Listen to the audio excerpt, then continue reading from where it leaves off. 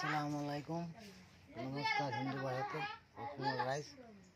মন দিয়ে শুনক এটা কথা কওঁ মূৰ্খ মানুহ বেপাৰী মানুহ এতিয়া আহিছে বেপাৰৰ পৰা আহি বহিছোঁ বহি মোবাইলটো খুলিছোঁ খালি শুনি আছোঁ জুবিন দা মৰাৰ পিছত পাঞ্চনটো নে কি কয় ছিংগাপুৰত কেনেকৈ চলিলে আৰে বাবা অসমৰ ৰাইজ এতিয়াও বুৰ্বক হৈ আছা জুবিন দাই চব দেখাই গৈছে পথ জুবিন দাৰ দেখাও পথটোত খোজকাঢ়া জুবিন দা কোৱাকেইটা জুবিন দাই কোৱা যিকেইটা কথা কৈছে এইকেইটা কথা তদন্ত কৰা ওলাই যায় কোনে মাৰিছে তো ডাইৰেক্ট মামাৰ হাত আছে আমাৰ অসমৰ CM-ৰ হাত আছে ডাইৰেক্ট আছে অনলি কৈছোঁ আমি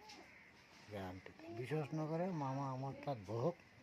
মাত্ৰ 10 মিনিট একদম ডাইৰেক্ট লাইভত পুৰা দুনিয়া চাবলৈ 10 মিনিটত মামা চপ্পল থৈ পলাই যায় জবাব দিব ৰাস্তা নাই এইটো আমি মৰা নাই যেনেকৈ কাম কৰা মানুহ এটা সাধাৰণ মানুহ মৰা নাই অসমৰ গায়ক জুবিন দা যাক পুৰা ৱৰ্ল্ডে জানে তাক কোনে জানে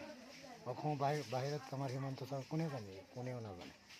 আৰু তাক পুৰা ৱৰ্ল্ডে জানে সেই গায়কটো মৰাৰ পিছত অসমৰ হাত অসমৰ কলিজা অসমৰ সোণা সেই মানুহটো মৰাৰ পিছতো পাঞ্চনটো কেনেকৈ চলিল অসমৰ ৰাইজ এতিয়াও বুজি পোৱা নাই আপোনালোকে ডাইৰেক্ট মামাৰ হাত আছে মামি তাত আছিল বুলি খবৰ পাইছোঁ বা পাই আছোঁ এইটো বুজিলেই হ'ল আৰু